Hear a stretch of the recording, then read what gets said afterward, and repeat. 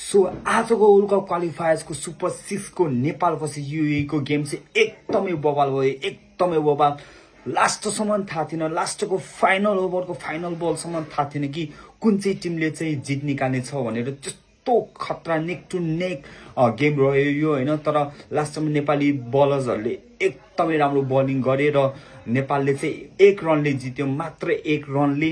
So यो गेमको कुरा गर्नुपर्दा चाहिँ नेपालले टस जितेर चाहिँ पहिलो ब्याटिङ गर्यो र आफ्नो 20 ओभरमा चाहिँ 6 विकेट गुमाएर 140 रन हान्यो। अनि नेपालको ब्याटिङको कुरा गर्नुपर्दा फेरि चाहिँ आज यो टुर्नामेन्टको चाहिँ फर्स्ट टाइम चाहिँ नेपालले ओपनिङ 50 रनको पार्टनरशिप गर्न पुगे र आशिष शेखले 50 रन पनि हाने र कुशल भुटेलले पनि राम्रो इनिङ खेले।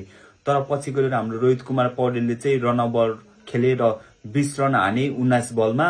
अनि हाम्रो कुशल मल्ललाई चाहिँ स्क्वाडमा किन राखिरहेको छ र प्लेइङ 11 मा नि ऊ किन परिरहेको छ भन्ने कुरा चाहिँ मैले बुझ्न सकिरहेको छैन।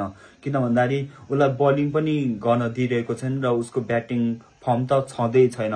3-4 म्याच भयो उसले रनै हानेको छैन र उसलाई किन प्लेइङ 11 मा राखिरहेको छ, किन म्यानेजमेन्टले यति धेरै चान्स दिइरहेको छ भन्ने कुरा नि बुझिरहेको छैन हैन। अनि त्यसपछि सन्दीप जोराले नि खासै रन हान्न सकेन र पछि गुलसन झाले चाहिँ 14 रन हान्यो 4 बलमा। त्यो एकदमै राम्रो इनिङ थियो गुलसन झाको। र यसै गरी चाहिँ हाम्रो युएई को बलर्सहरूले पनि एकदमै राम्रो पर्फर्मेन्स गर्यो हैन।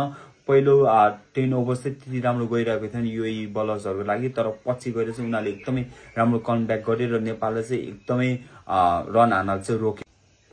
सो युएईलाई चाहिँ 141 रन मात्र चाहिएको थियो जित्नलाई र रन चेज गर्दाखेरि चाहिँ युएईले चाहिँ आफ्नो क्याप्टेन मोहम्मद वसिमलाई चाहिँ 4 गुमायो र त्यसपछि चाहिँ जोनाथन र सफिक बीच चाहिँ राम्रो पार्टनरशिप जम्यो र सफिकले हाफ सेन्चुरी पनि हाने र पछि हाम्रो नेपाली बलर्सहरूले नि राम्रो कमब्याक गरे र विकेट पनि लिन थाले बीचतिर। अनि पछि हाम्रो नेपाली बलर्स दिपेन्द्र सिंह ऐरी फिल्डिङ पनि यति बवाल अनि विकेट पनि उसले 3 विकेट लिए र दिपेन्द्र सिंह ऐरीको जति तारिफ गरे पनि पुग्दैन, जति तारिफ गरे पनि पुग्दैन।